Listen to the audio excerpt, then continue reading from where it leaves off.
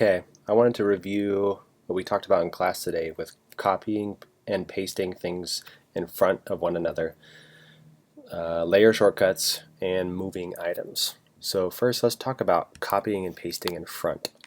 Let's get the ellipse tool and we'll create a circle right here, and I will up this stroke right here and change the fill to this orange.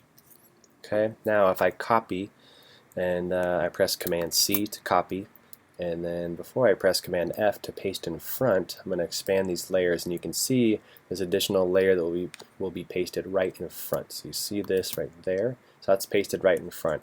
And that's important because now if I want to scale this by holding Option and Shift and then scaling, then that object scales down exactly in the same spot as this option or the circle before that. So I can change the circle color to blue right there, and now I have two circles right on top of each other in the same place, which is really nice. The other thing that I did not show you before in class is when you select two objects like this, typically in your properties palette, this screen appears where you can align things. And if it doesn't appear, you can always go to View, Windows, and Align. And you have this pop-up box right here. I'll just put that on the dock right over here. And I can do a couple of things with this. You can align things together to the left. You can align things to the center or to the right. Okay, so this is all used to align things together like this. I'm just clicking different options like this to get them all in the right spot. And now, before you do this, you need to check is align to section or to key object or to selection, to key object or to artboard. Okay, so if you have both of these selected to align to section, a selection, or key object, they will align to the objects that you've selected. If you click align to artboard, they will align to the artboard. And if I have both of these off here, I can select one and center it in the artboard and then move it to the horizontal center. Then I could do the same thing to the center this way and then horizontal center that way. Alright, if I wanted to align them both together and not to the center of the artboard, I could select this and align to selection. So I've select this and select both of them and click center align and vertically align. There you go. The same way, two ways to do one thing. Either way, sometimes you need to use one over the other. Okay. Now let's look at layer shortcuts. We talked about layer shortcuts, so let me just make a few additional circles here. Okay, whoops, let me get out of here. I double-clicked into that.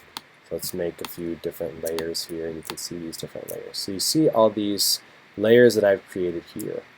Okay, you can move these layers up and down and in front or behind one another by clicking and dragging and then moving them. And if I let go, where you see that little blue bar, then you can see now it's behind there. And you can do the same thing by clicking and dragging it back up, and now it's in front of everything. Okay, but the shortcut to do that is Command left bracket. So if I typed out the symbol, it would be this bracket. Let me make that a little larger for you. There, this bracket or this bracket right there. Same key, doesn't matter. Either way, if you press Command left bracket, that will move down one layer at a time. You can see that, and I can move it up by pressing Command right bracket to move it up and down.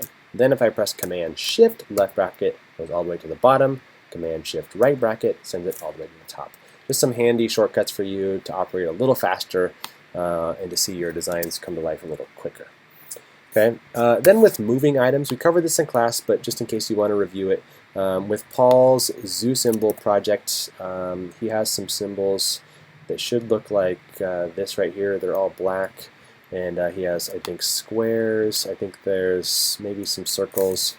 There's some of these shapes like this that are kind of half circles that you can stack together. They don't look exactly like this, but I'm making close to what they look like.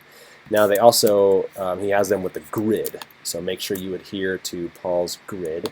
And so if I have these, we need to make sure to keep these all on the same grid. Let's just go by these lines, not these sublines right here. So all these that Paul has set up, they should already be to the scale of that grid. So as you make them larger, hover over the corner, press Shift, and drag them out to this next grid item, or keep it down here, or scale that up to this grid, keep it here or here, okay? What Paul wants you to do is stick to that grid. Don't go somewhere here in the middle or here, but stick to this layer or this grid item and this grid item like that, okay? And the same thing with this right here. Hold down Shift if you're going to expand this, and you can scale this up to this next grid level and this next grid right here to keep it all scaled to the same relative size. Okay, so use those things. You can also rotate. So if you hover over any of these corners or the sides, you get this little rotation. And if you hold Shift, you'll hold that at 45-degree angles just to save yourself some time, and then you'll be set and ready to go.